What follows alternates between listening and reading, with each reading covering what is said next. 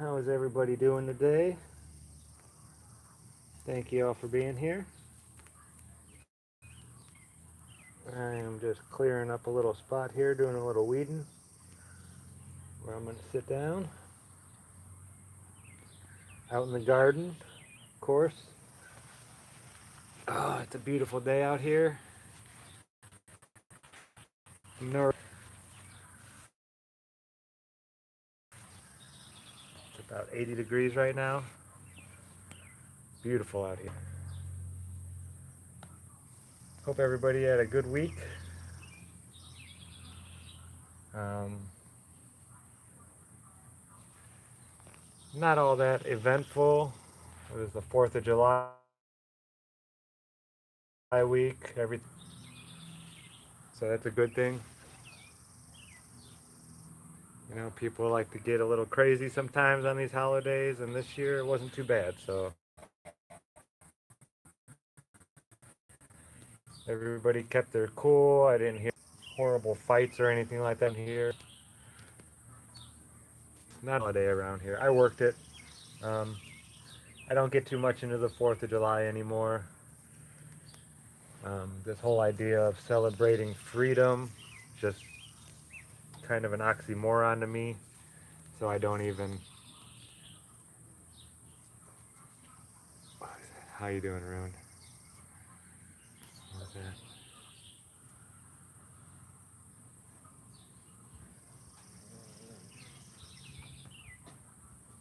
Yeah, I love that Nathan actually does that.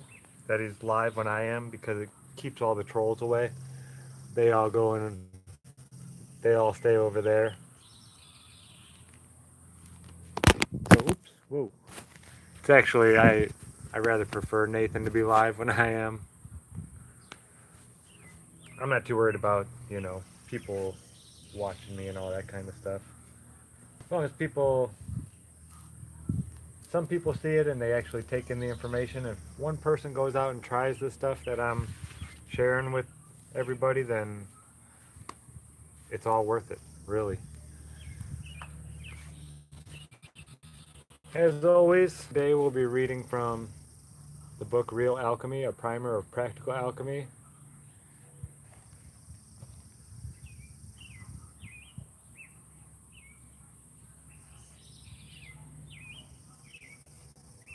It was written by Robert Allen Bartlett.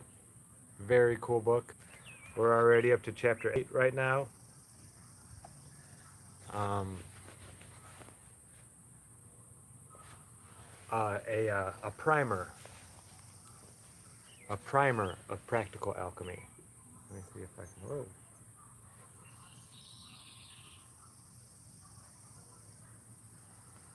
Yeah, really neat book. Written by Robert Allen Bartlett.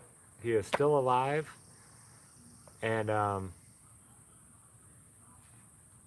he actually teaches at a school of alchemy. He has his own school of alchemy out in the state of Washington, here in the United States.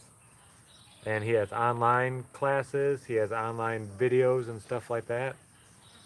I'm definitely going to be checking it out a lot more. Okay, guys, it's okay. Settle down. So, I guess I'm going to get into it. Well, the last chapter we were covering water.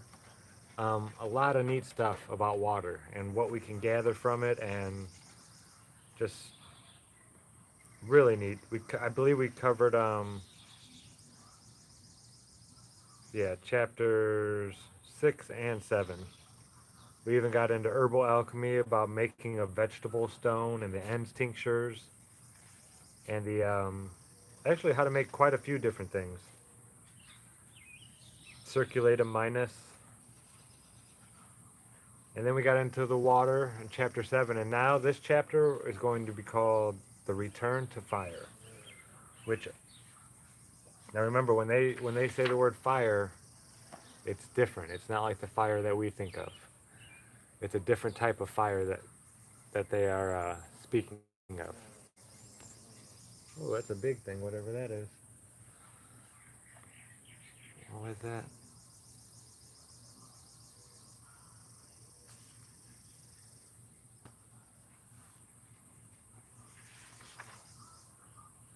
Okay. Yeah, the chemtrails and stuff, I don't know. That stuff is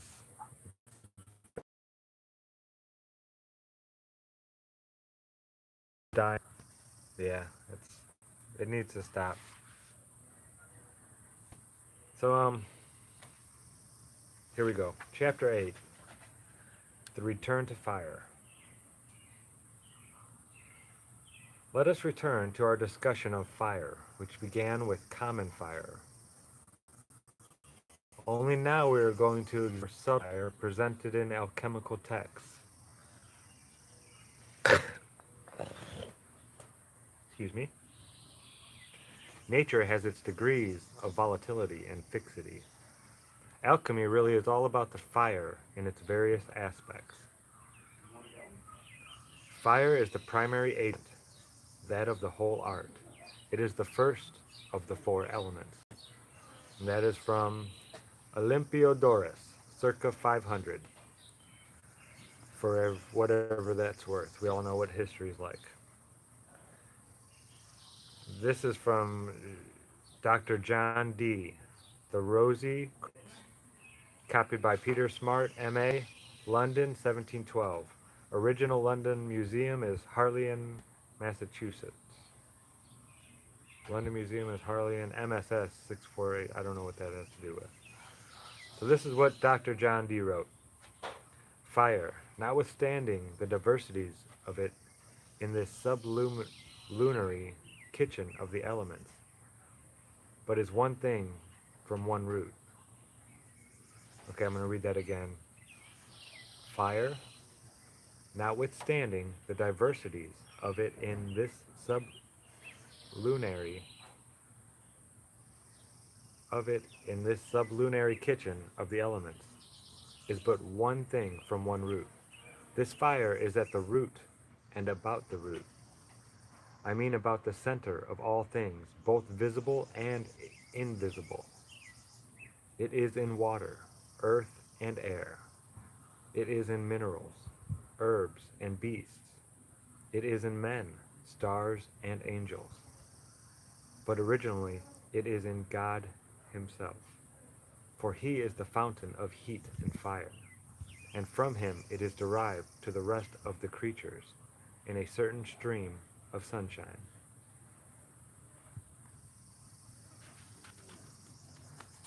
So I believe he is talking about the celestial fire.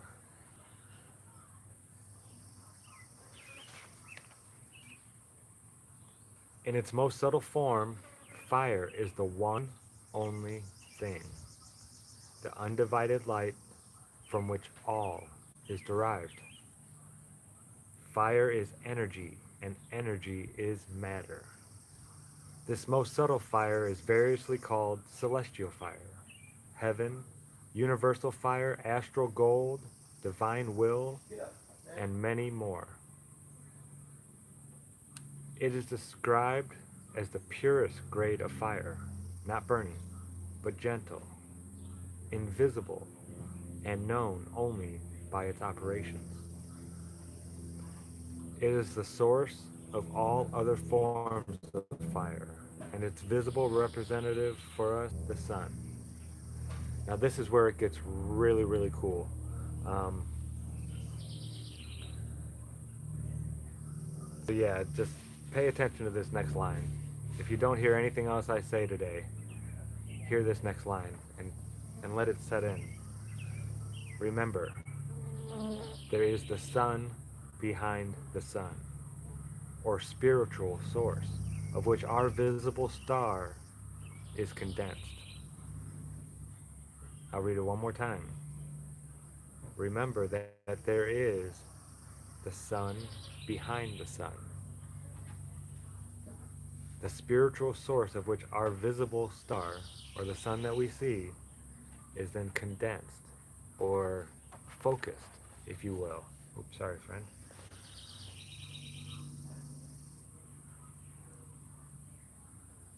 Oh, that makes so much sense in the flat Earth model that I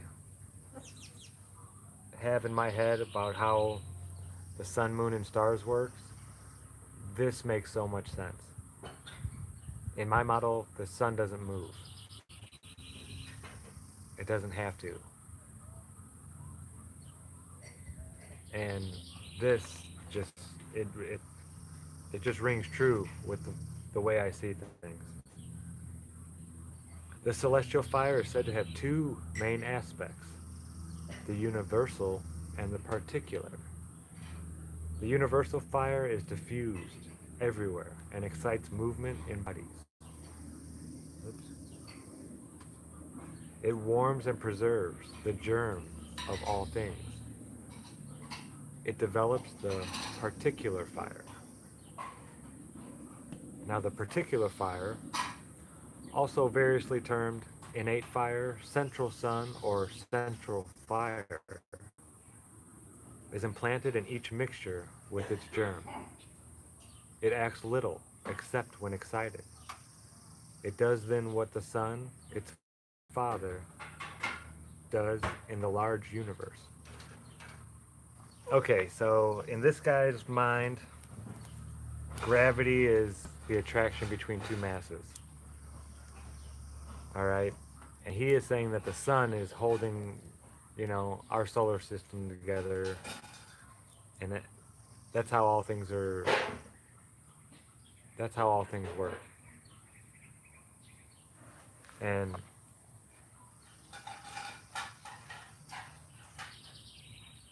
it's,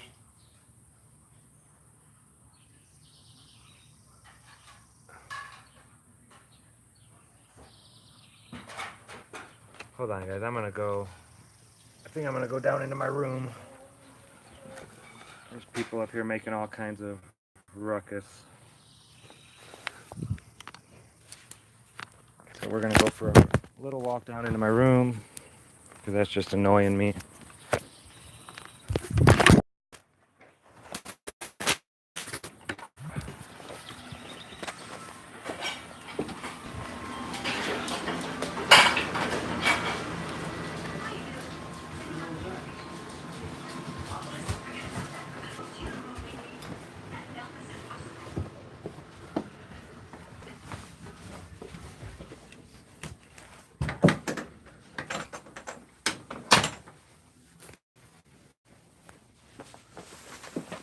All right.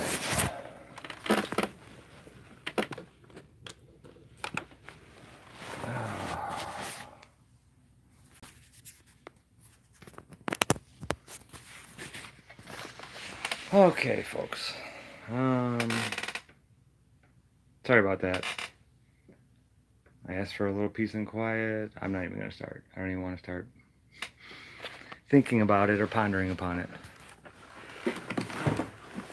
But that's all right. So we're going to go ahead and I'm just going to continue from here. And I'll just set this up right here, I guess.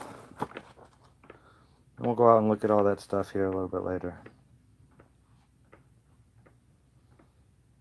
So what he's saying about the fire is there's a universal fire where everything comes from. You can call it God if you want.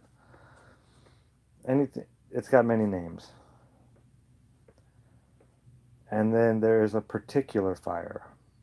Two totally different things. And this particular fire, the universal fire, is where everything comes from. That's where, creation begins. And then there's the particular fire, which is implanted in each mixture with its germ. So this particular fire is the strong nuclear force, they call it in today's physics. And it is what holds everything together. That is...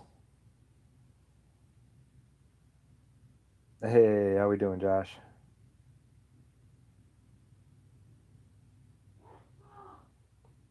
And this particular fire is the thing that holds everything together. It's in everything. It's in every element. They say it's like the nucleus and of the atom, and everything is the electrons are going around it. So it's the thing that's holding everything together, they say. Now I don't believe in all that stuff. I've never seen any of that stuff. But The ancients believed that there was a force that holds everything together. However it works, they call that the particular fire. They say this is the divine spark hidden in all things, the reflection of the celestial fire, called the quintessence. It is the most purified and fixed part of matter, formed by the perfect balance of the four elements. This harmony between opposing forces of the elements brings forth a whole new and exalted state, the fifth element, or quintessence. Its action is digestive and maturing. It drives the transpiration and subtilization of the elements upward to regenerate fire. Wow, the fifth element. Digestive and maturing. It derives the transpiration and subtilization of the elements upwards to regenerate fire. To regenerate fire. Wow. Michael Sendivogius, in his works The New Chemical Light of 1608, called it the seed. The seed is the elixir or quintessence of anything, its most perfect digestion and decoction. Or again, the balm of sulfur, which is the same as the radical moisture in metals. The four elements, by their continual action, project a constant supply of seed to the center of the earth, where it is digested, and whence it proceeds again in the generative motions. This is the fountainhead of all things terrestrial.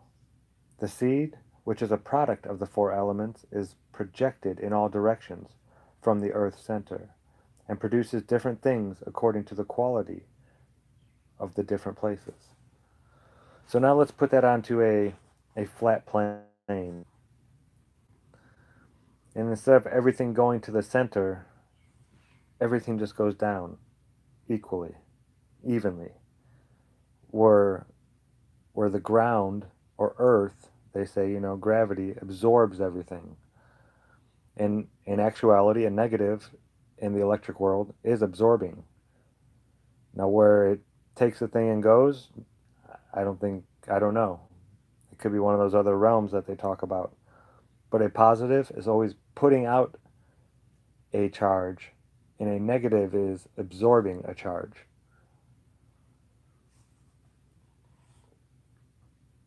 So it's saying the four elements, by their continual action, so you have your celestial fire above, and then the four elements manipulating matter in between, it projects a constant supply of seed to the earth, where it's digested, and whence it proceeds again in generative motions. So again, it comes down to the earth, and then you get into water and things like that with the weak nuclear force. The seed, which is a product of the four elements, is projected in all directions from the earth's center. So from it gets absorbed to the earth and then is pushed back off of the earth. So it's a cycle. This is the fountainhead of all things terrestrial. So you have a cycle. You have the fountain pouring it out upon us, and then it it gathers together, makes something, and then slowly breaks apart and rises back up to the top. And it's beautiful the way they knew all this stuff so long ago. It's it's sad how far we've fallen from what we knew. As the celestial fire begins to coagulate or condense, it forms an invisible, most subtle humidity as the element air. Now remember, air is one of the four forces. It's the electromagnetic force. It's the toroidal force of the magnet that is constantly turning and You know, it makes that donut that Tesla's apple just showed us, last night. It's the thing that's creating all that. That's the electromagnetic field, that toroidal donut. This process of inspissation or thickening continues, and the air condenses into the water element. Then water condenses into earth element. The fire trapped within, the central fire, now reflects and drives this process in reverse. The earth volatilizes and becomes thickened water. The water volatilizes and becomes vaporous. The air becomes rarefied into the fire element, where it is regenerated by the celestial fire, and the cycle begins anew. So they're pretty much saying what I just described happening. It's the air to the water, and then to the earth. That's into the earth element. That doesn't make sense to me. Well, the fire's already there. Oh, okay. That happens. It turns into the water element, which is the weak nuclear force. Down. I'm going to have to think upon that for a while. We are talking about occult elements here, not the air we breathe or water we drink. This perpetual circulation of fire is often called the fountain of nature. This is from the Golden Chain of Homer. Thus fire and air come down into waters and impregnate them. The waters dispose of their thickest part and give it to the earth. The earth thereby becomes overloaded or saturated, which superfluidity of earth and water is again volatilized and sublimed upward by the fire. Inverted fire, or central fire, into vapors, which ascension and descension God has implanted into the universal fire as the great and only agent of nature. So thus, the strong nuclear force, I'm going to replace fire, air, and water and with our common terms we use today.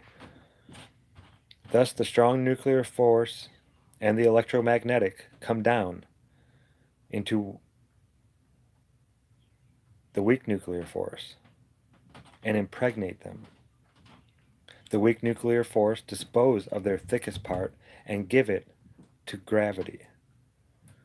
The gravity thereby becomes overloaded or saturated, with superfluidity of gravity, and the weak nuclear force is again volatilized and sublimed upwards by the celestial fire. We're going to call that by God, I guess. Into vapors, which ascension and descension God has implanted into himself as the great and only agent of nature. So they're saying God has implanted into this system himself as being the great and only, like, agent, the controller of all of this. That's from the Golden Chain of Homer. The earth itself is condensed or fixed celestial fire, and the fire is volatilized earth. So gravity itself is condensed or fixed God. And this God is volatilized gravity.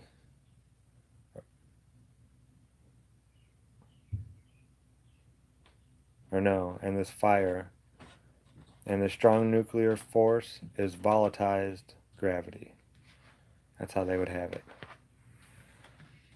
This cycle of spiritual or celestial fire in motion from the most sublime level, the Kabbalistic world of Etziluth, to its most dense and concentrated form in the physical, or the Kabbalistic world of Asaya, then back again to the sublime, is the course of the active agent in nature.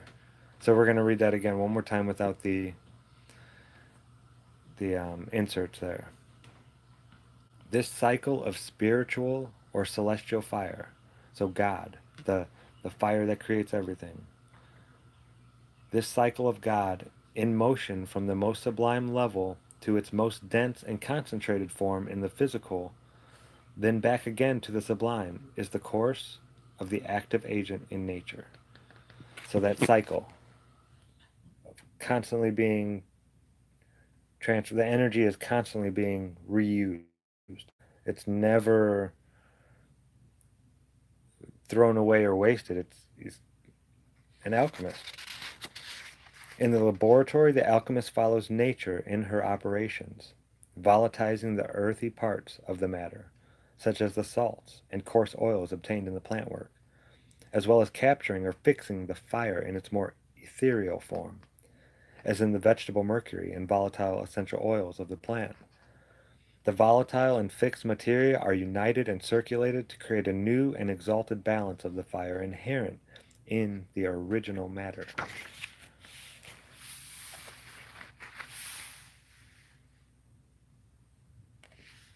This is from, well, Proper Medium. Modern science will agree that in nature, energy never just disappears. It is in a constant state of transference from one form to another. Again, from the Golden Chain of Homer, you cannot move from one extreme to another extreme without the proper medium. In order to move from one elemental level to another, it is necessary to have the proper medium. To turn earth into fire, you must pass through water and air. One element is the conductor of the other adjacent, and that one element dissolves and subtilizes the other. Thus one element is the other's magnet, or solvent, volatilizing, condensing, coagulating, and fixing principles. Therefore, this is from the Golden Chain of Homer again. Therefore, if you want to unite heaven or fire with earth, or convert fire into earth, unite it first with its nearest volatile medium, and they will unite immediately. When that is done, give them water as a medium between air and earth, and they will also unite. Then add the earth, and thus you may unite fire with earth and fix it therein. And so vice versa, turn earth into water, with water then convert into air, and the air into fire by means of air. Wow. Okay, so we're going to try and go over that one in the. Therefore, if you want to unite heaven, or the celestial fire, or God, or the strong nuclear force with gravity, or convert the strong nuclear force into gravity, unite it first with its nearest volatile medium, and they will unite immediately. When that is done, give them a weak nuclear force as a medium between the electromagnetic and the gravitational, and they will also unite. Then add the gravitational, and thus you may unite the strong nuclear force with gravity and fix it therein. And so vice versa, turn gravity into water with a weak nuclear force, then convert it into an electromagnetic force, and the electromagnetic force into a strong nuclear force by means of the electromagnetic force. I don't know. I don't know. I'm gonna have to sit and think about that, how all that supposedly takes place and works. This cycling of energy was often referred to as the rotation of the elements, and forms an important key, sorry about that, to alchemical procedure, whereby the essence of the substance is extracted, purified, and raised to its most sublime state. With each rotation, the four elements of the matter come into greater balance and purity. When the perfect harmony is obtained, we have the quintessence of the matter.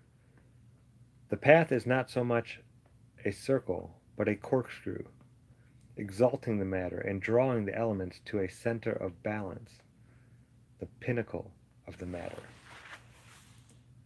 This is from Ripley, 1480. When thou made the quadrangle round, then is all the secret found. I'm going to have to look into that. That's one of those I'm going to have to mark down.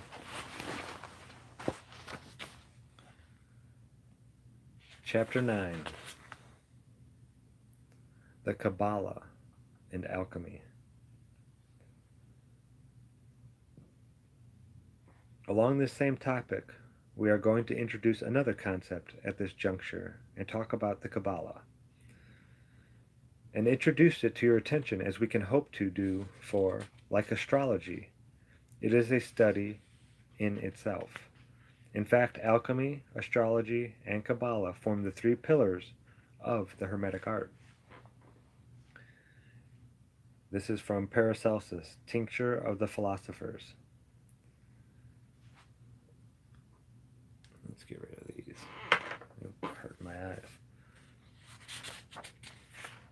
Now, if you do not understand the use of the Kabbalists and the old astronomers, you are not born by God for the spagyric art, or chosen by nature for the work of Vulcan, or created to open your mouth concerning alchemical arts. Wow! So he's pretty much saying if you don't understand the use of this stuff, then shut your mouth. You don't know what you're talking about.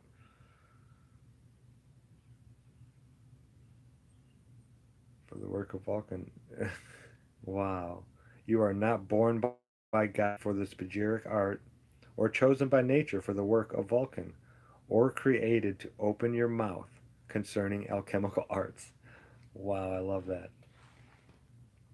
And then there's Jean de Bois in the lectures from 1992. The Kabbalah is a comprehensive approach and an integrity of all that which exists on the physical and metaphysical planes. The creation process, the ties between the created and the source of creation, the mechanisms of nature, the various worlds, and the various space-times. There's a reason they hide it from us, folks. The word Kabbalah finds its roots in the Hebrew word for kabel, meaning to receive. This receiving refers to an oral tradition of esoteric or secret knowledge concerning the mysteries of nature. For the alchemist, Kabbalah provides a symbolic representation of the path which the one, only one, followed in the creation of the universe, including man, and the process of returning to oneness along this same path. Kabbalah has always provided a means for individually approaching the spiritual dimension directly and without priestly intervention. Another reason they hide it from us. In times past, it gave a religious and philosophical freedom viewed by many as bordering on heresy. The alchemists used the symbolic framework of Kabbalah as part of their secret language to both reveal and conceal certain works. The Tree of Life. Now, I'm going to jump back here one more time. I'm going to read that last line. The alchemists used the symbolic framework of Kabbalah as part of their secret language to both reveal and conceal certain works. So they were telling the truth and lying at the same time with this secret language. Revealing and concealing, not lying so much as concealing. Wow. Very interesting. And then in the Kabbalah, it gets into the tree of life. The Kabbalah is presented symbolically in the form of the tree of life. And here, I'll show you a picture of it here.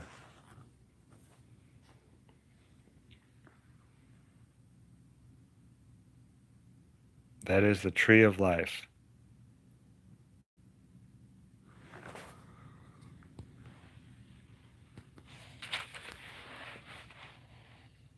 The tree contains centers or spheres called the Sephiroth, which are connected by 22 paths. Taken together, they are said to constitute the 32 paths of secret wisdom. Notice that number, 32. The centers are arranged in 3 columns. The column on the left is called the pillar of severity and represents the feminine aspects of the one. This column contains 3 sephira, named Bina, or understanding, Gebura, or severity, and Hod, splendor. These are related to the planetary energies of Saturn, Mars, and Mercury, respectively. The column on the right is called the Pillar of Mercy and represents the masculine aspects of the One. Contained in this column are the 3 Sephirah, Shokma, or wisdom, Chesed, or mercy, and Netzach, or victory. These relate to the band of the zodiac, Jupiter, and Venus. The middle pillar is called the Pillar of Equilibrium and represents the balance between the male and female pillars. It contains the 4 Sephra Kether, or the crown, Tiferet, or beauty, Yesod, or foundation, and Malkuth, or kingdom. Excuse me. Just as within the alchemical worldview, Kabbalah portrays creation occurring as increasingly dense levels of energy, from the most subtle, or fire element, to the most dense, or earth element. Within the ocean of increasing, decreasing density arise the Sephiroth, representing unique levels of consciousness, often referred to as the spheres of being. Each world is a reflection of a denser and more subtle degree than the one before or after it. Each Sephirah is a reflection of the sphere which precedes it, taking on its own unique characteristics, just as the planets absorb from the sun and radiates the excess, colored differently. Only those spheres of the middle pillar have an equilibrating nature and the ability to harmonize or reflect in total all the energies of creation. Practical Kabbalah forms a system of operation based on interconnections and relationships revealed by the tree of life. Just as the planets in astrology have numerous correspondences associated with them, their interconnections and relationships are shown in the structure of the tree. Through proper use of these correspondences, it is possible to gather and direct subtle energies for alchemical work at any level of being.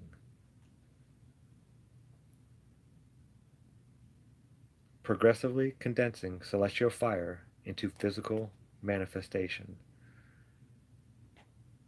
This is where the mental and spiritual exercises of the alchemists come to bear upon the subject and finally condense into physical reality.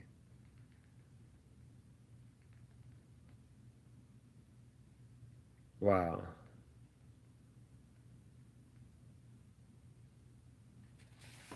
So it's saying you can, through proper use of these correspondences, it is possible to gather and direct subtle energies for alchemical work at any level of being, progressively condensing celestial fire into physical manifestation. So they're kind of talking about what you can do, gathering the rainwater and the celestial fire within and physically manifesting it. Yeah, it's just mind blowing, isn't it?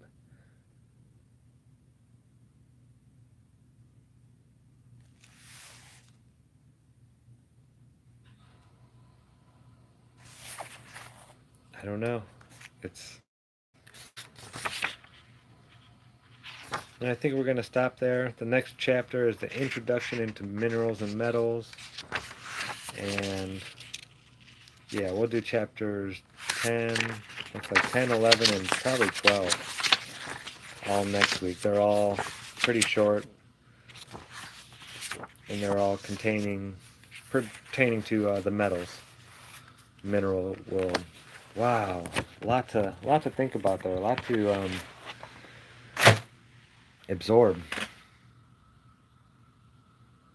Seems like every time I read the book, I don't know, it's like a lot of growing has been going on lately.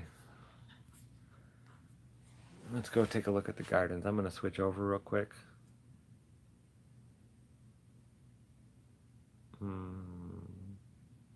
Well, I'll do that once I get upstairs and outside.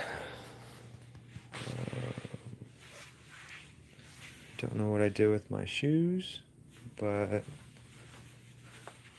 I'll be fine. Hey, sorry, buddy. You okay? You guys okay?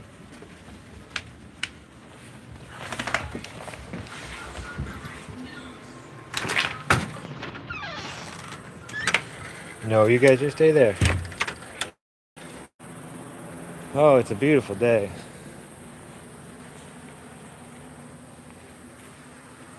As soon as I wrap up here, well, I'm probably going to take a nap. I was up late. I would like to do a video on the different types of distillers and how well they work. Ooh, I picked about 8 pickles this morning, so we're going to be making some pickles here real shortly. Here, I'll show you what I did. Nimnet gave me this idea of putting all these sticks down and giving them something to climb up. And they're starting to, see right here, they're starting to pull themselves up and climb. We already got them coming up the side here.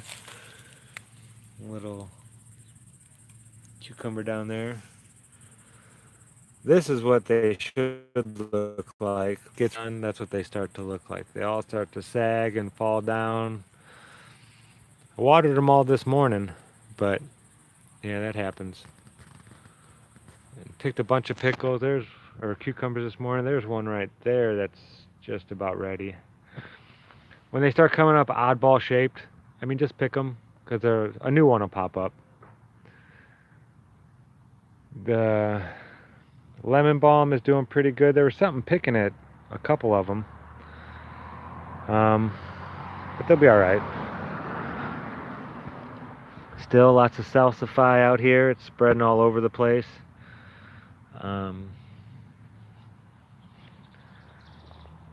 Pretty good eating all year round. Wow, lots of new growth.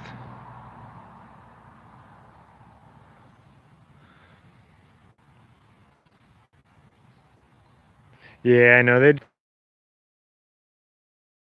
take care of my pet. And here is Walt would say from over at the ironworks, that's not a dandelion, that's a mandelion.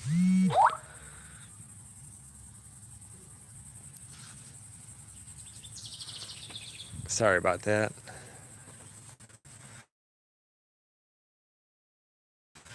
Well, I picked half the raspberry bushes and probably about 1.5 pounds, maybe 2 pounds of blackberries. I froze most of them, gave a lot away, but I froze them. It was just too hot to do the berries, to do the cooking at that time. But I have them frozen, and we're going to be doing some cooking out on the.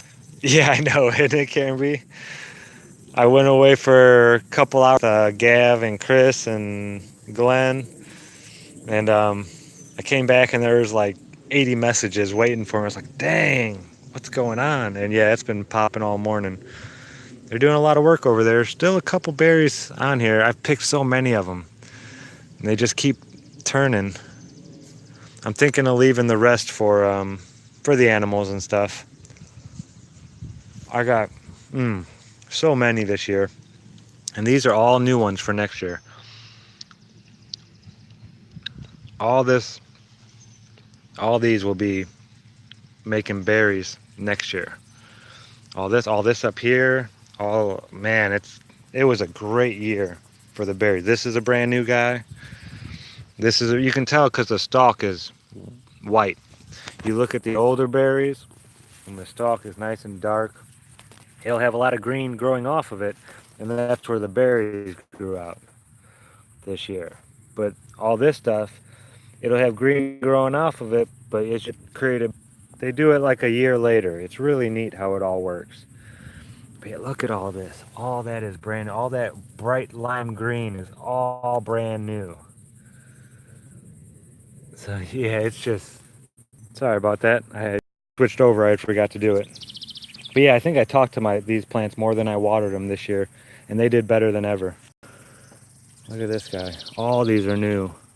And what I'm going to do, I'm going to come here and I'm going to clip them to about 3.5, 4 feet at the end of the year. When they go dormant, I'm going to go ahead and clip all these back, because this year I had a lot of them where the berries were laying down on the ground because they got too heavy. But yeah, all this is brand new growth. Gotta love it. You can see all the spots where I had picked berries. All the bare. Yeah, it was a great harvest. Yeah, I've already started a video where I show just one of the days picking. A couple plums up here hanging around that look like they're about ready. Some that are still turning. I didn't do much with the plum tree. I really need to learn how to start. They say you're supposed to pick out, because I have hundreds of them on the ground. Wow, look at that seed working its way out. Oh, very cool. Yeah, I have hundreds of them on the ground, and I think I should have. A lot of people will pull them, and then only certain ones grow, and they all usually do better. The apple tree, I don't know. It's alive still, but it's got a lot of that fungus stuff on it. I've heard a lot of people around this area saying they can't get them to grow right. So I don't know what I'm going to do. I didn't get many of the pictures of the flowers this year. I'm sorry.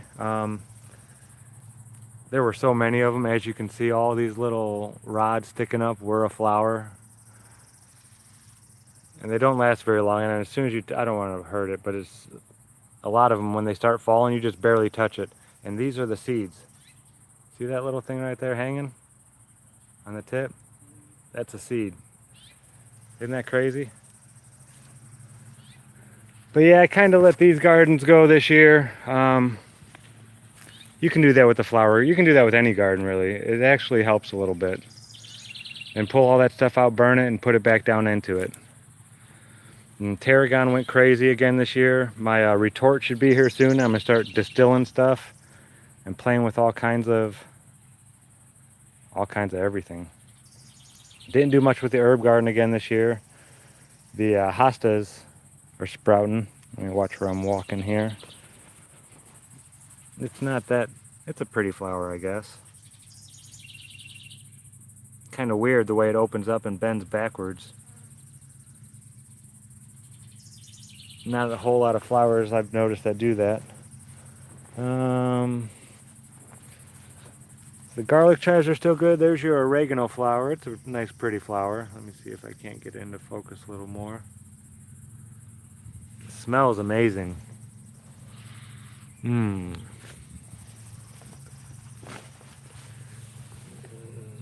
Here's some thyme. It had a rough year this year. I don't know if it'll make it through another winter. we'll see. It doesn't get a whole lot of sun right here. Some plants thrive on that, some don't. See, this is what happens to your sorrel once you let it go to seed and flower. It starts going into its dormant, starts putting itself into sleep. And what's crazy is it's going to start popping back out this winter. It'll stay alive all winter and be green. Sorrel's a good one to have around. Let's see, the polk. Berries aren't black yet, but as you can see, they're definitely starting to form. Once they turn black, they are very poisonous and can be used to induce vomiting and things like that. But yeah, the polk had a really good year this year. I've never seen them put out this many berries. So it was a good year for berries, 2018. Great year for the berries. The yucca plants, getting ready to make seed again. This has a vine growing up it. Huh.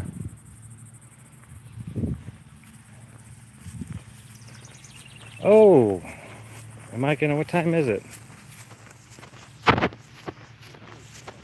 I don't know if I'm late or not.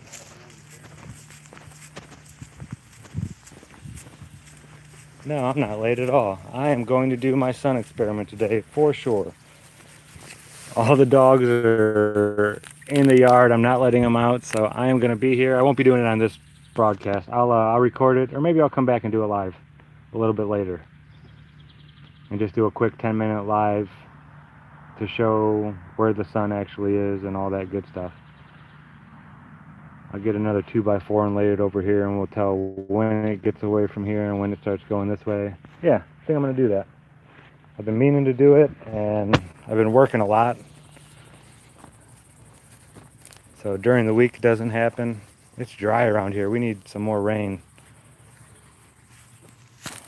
Here is the white zucchini that I did not plant.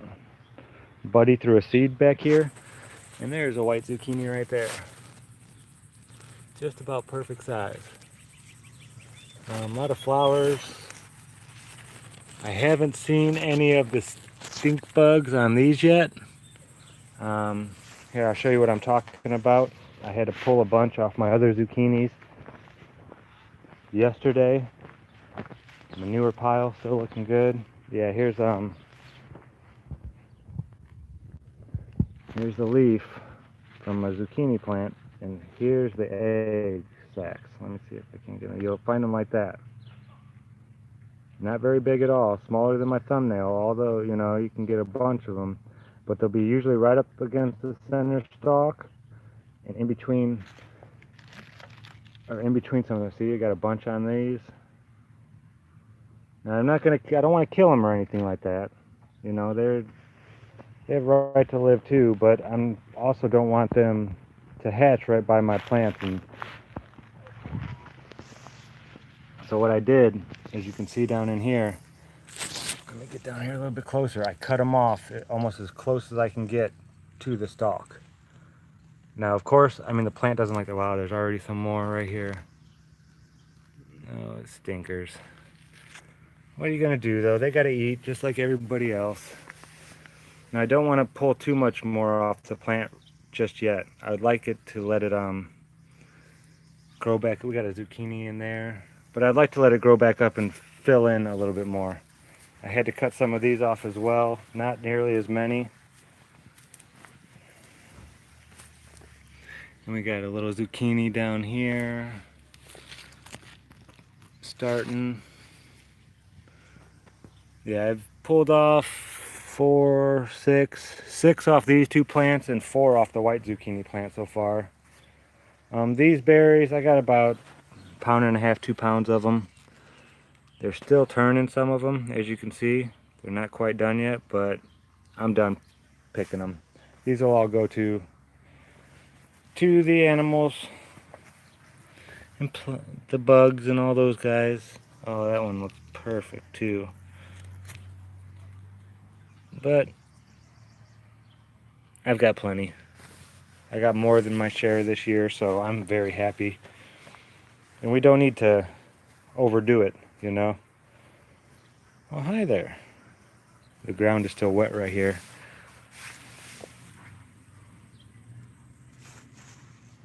I watered earlier.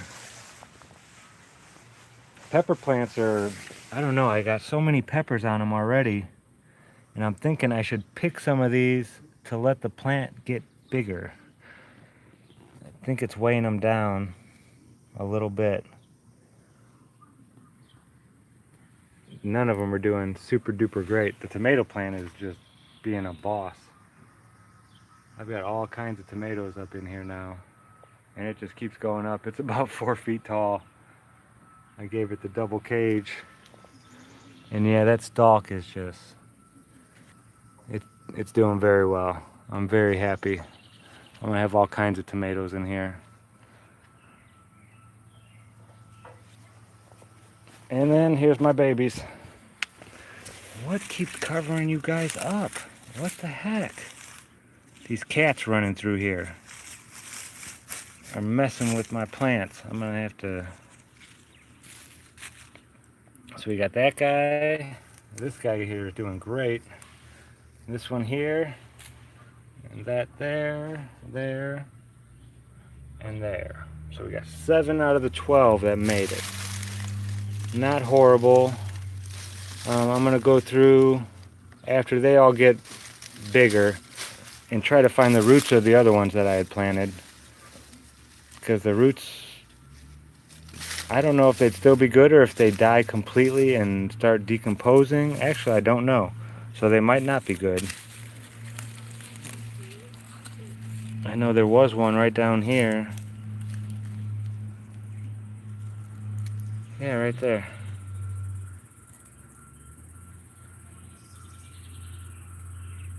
That still looks alive.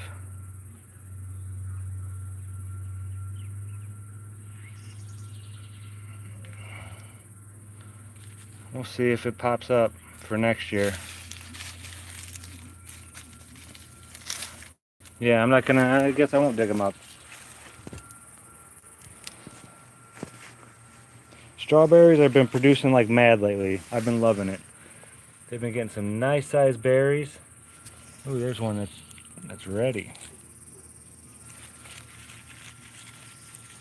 We have them from behind the stem, and when they're ready, they just pop right off like that. Ooh, something was eating that. Sorry about that, friend. Go ahead. That's yours. I don't want it.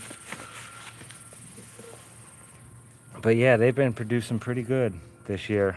They quit there for a little bit and started making their shoots and runners. And then all of a sudden, they are everberries. And they just picked right back up and started taking off. Yeah, but making all kinds of berries.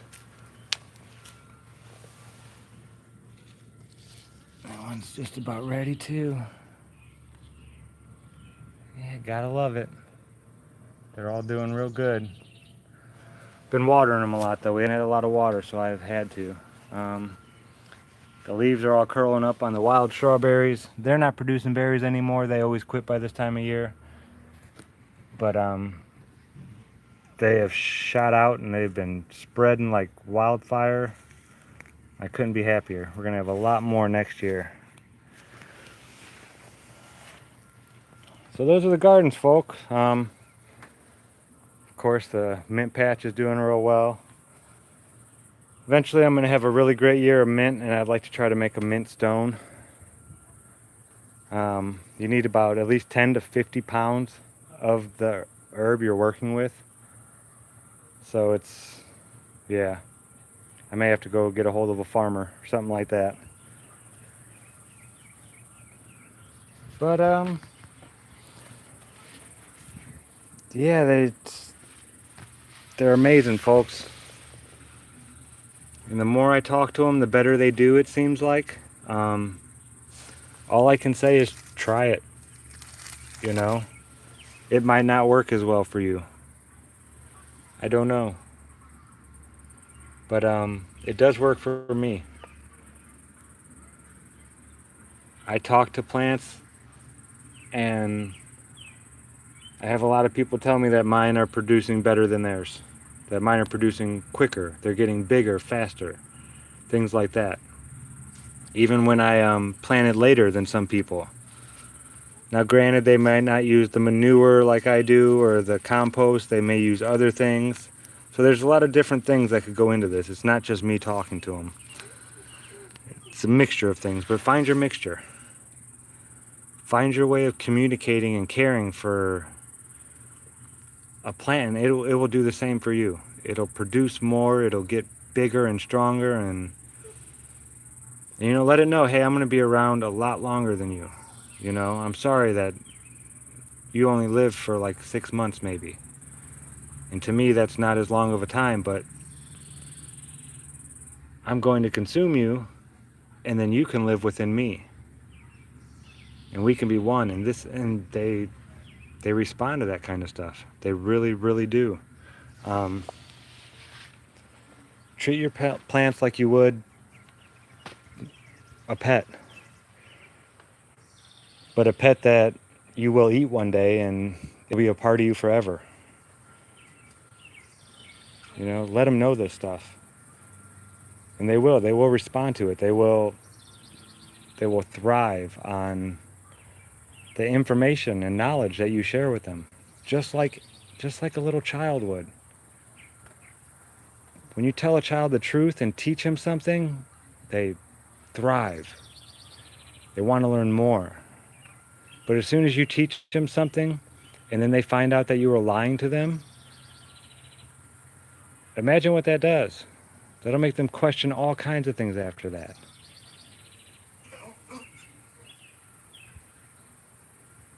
We'll go take a look at the green beans and then I'm going to get out of here, folks. We'll make this a short one, just an hour. I got a couple other books in mind. A book on how to gather seeds that I really like to cover. I think is so important information. Are you getting them, Hanker Panker? You getting them? I know, beef. And then I have some more alchemy books, because remember, you can't get all your information from one book. You take in a few different books and then see what they all have to say in common and what differences they say, and then always hashtag test it. That is my pet peeve of any of this stuff, is we don't know anything until we try it ourselves. What works for me might not work for you. Things that you can get the plants to do, I might not be able to get the plants to do. That's the most beautiful part about alchemy, is you do it your way. And whether you like it or not, we've all practiced alchemy in one way or another. It's just how it's nature. That's all it is nature. And alchemy is just understanding this a little bit more and using these forces, these subtle forces that dictate everything, to our advantage. It's just like astrology, things like that. There are subtle forces that are happening, and if you can pick up on these forces, you can understand why certain things are happening and understand why people may be acting a certain way. It's an amazing world out there that I know nothing about, and I'm not ashamed to say it. I know a little, I'll say. I think a lot. I have a lot of ideas and some beliefs, I'm sure, that aren't correct. I'm always out on the look for what belief I have right now that is just a belief, for starters, because I don't want to have any of those, and just dead wrong, just totally backwards, like they want us to believe, to be thinking. And I think I would be a naive to say that there aren't any of those anymore. As much as I want to say that, I've got my ear to the ground and my eyes are open and my head's up and they're never going to fool me again, I think I'd be a fool to say that.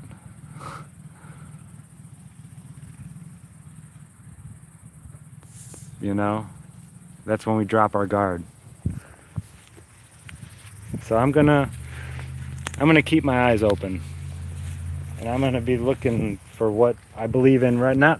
Not for the next thing they're trying to lie to me about, but the ones that they've already passed, the one that I've already overlooked.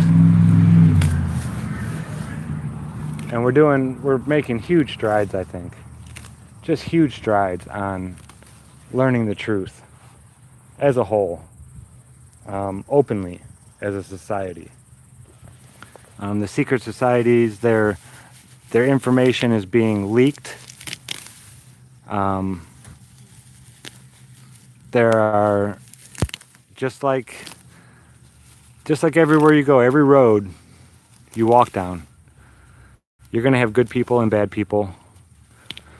You know, polite people and rude people. People who love everyone and people who don't like people just because. That's just how it is. Axl Rose and Guns N' Roses said it wonderfully. The streets don't change except for the names. And that's it. You're going to find the same people everywhere you go. So always, you know, we have to keep our eyes open and be ready for that next deception. And always be looking for the deceptions that have already, you know, that they've got us in right now. A lot of cool stuff happening with perspective lately. Some great things happening over at FE Core. If you haven't heard about the microwave experiment that they're setting up for, check that out. It's pretty definitive proof, I think, that there is no curve there. Scrappy talking.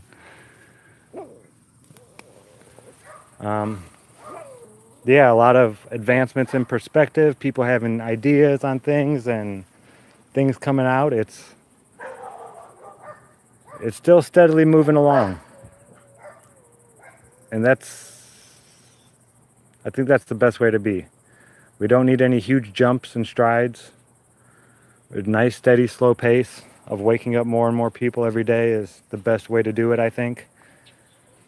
I think if too many people were to wake up at one time, that anger is one of the stages that we go through, and we don't need 100 million people all pissed off all at once. That's not going to help anything. It's not going to help when you get all those mad people into a mob and then somebody yells, "Get them!" You know, that's not going to help. That's only going to set us back, stuff like that. So I think things are moving perfectly, the way that they're supposed to, the way that they should be. So this is going to be a long haul, folks, for those that think, you know, well, we've been at it for a few years, and in the next few years, I always think it's going to be decades before academia will accept this. It has nothing to do with proofs or even the amount of people that believe it. It has to do with people's jobs and things like that. So just don't get disheartened, you know, if this isn't all done and said within the next year or two. We just got to keep at it, keep trucking along.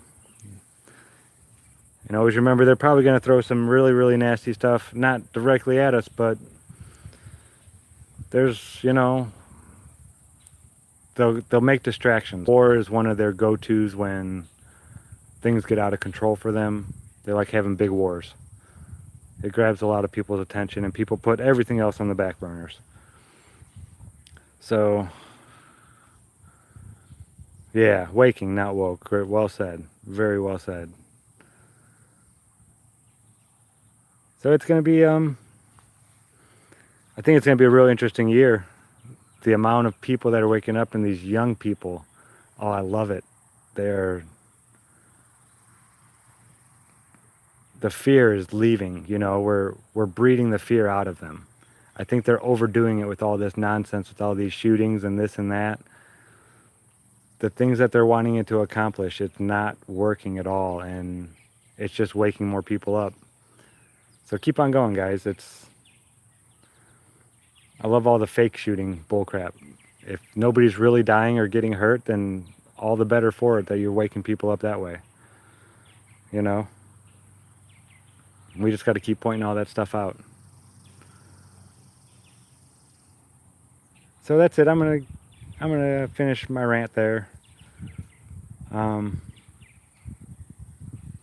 Say hi to a plant. Say hi to a bug. Help a bug out that might be drowning in the dog food's water bowl, or the water bowl for the dog. It feels good. Stuff like that. You know, you see something on its back, flip it over, help it out. You'd want it to do that for you. The more positive and happiness we can just vibrate and put out, I think the better all of us will be. I think it's that easy, almost. Just be and do good everywhere you see, you know, and it'll spread. It will. That's magic. That's real magic. Using love to change the world. It's not magic that you can see, but it's the most powerful magic that there is. And we all have the ability. Well, most of us do, I think. I feel really sorry for those that can't love. I really do. But that's it, folks. Say hi to a plant for me. All that good stuff. Say hi. Help out a bug. Help out an animal. Help out another human. Just help. Help make the world good again. The world is good, but it can always be better. So yeah, let's help make the world a better place. One action at a time. Don't worry about the bad thoughts that you may have. The bad thing you might want to do to some of these bad people that sometimes they're thoughts. All right? They don't define you. They don't define me. Our actions define us. That's what's important. Remember that. If you are a bad person or think you're a bad person, your next action can be good. And every action after that. You are not defined by anything that your next action defines who you are going to be. Maybe you were something in the past, but your next action, the one ahead of you, is the important one. It's so important to learn from the ones that we've made and the outcomes that came from them. But the most important action is your next one. And you can't spend time thinking over past regrets that everybody else has forgiven you for, and the only person who hasn't is yourself. That's where they want you. All right? It's in the past. It's done. It's over. Believe me, I have many, many things that I wish I would not have done. But I don't dwell on them. I did for quite a long time. And the people that I did them to, even myself was, I was the only person that wasn't forgiving myself for a lot of the things that I had done.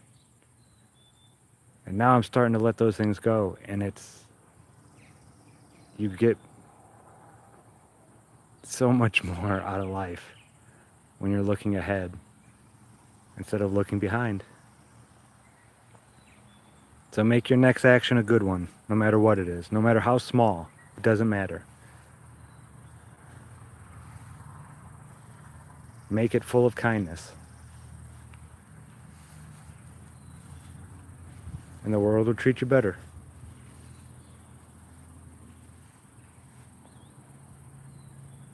Yeah. Well, I'm going to get going here, folks. Thank you so much for hanging out with me.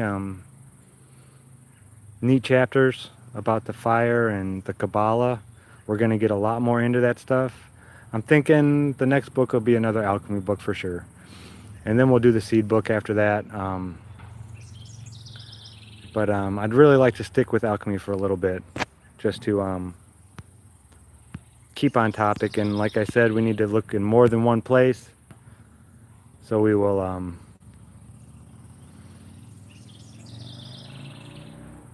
Yeah, Chris, thanks for being here, man. Awesome chat this morning. A lot of what I just said just now came from the conversations we were having earlier, Chris. I'm sure you noticed. Um, yeah, goodwill out. There is good that is creating everything, and there is an evil that wants to destroy it all. And you get to decide which side you're on. Okay? That's the greatest part about it is. And like I said, your next action is the most important one. It doesn't matter what you've done or who you were. It's who you are and what you're going to do and be. That is the important part. And you get to decide that, nobody else. So again, thank you all for being here. I know this was a fun one for some reason. This was a good one. I enjoyed it a lot. Thank you all for sharing it with me. And I'll see you guys around in the chats and all that good stuff. Sure I'll see a lot of you in Glowbusters later on. So just love everything. Love your enemy. Feel sorry for them for not knowing love, you know. So that's it. Good times for all here signing out. As always, thanks for watching.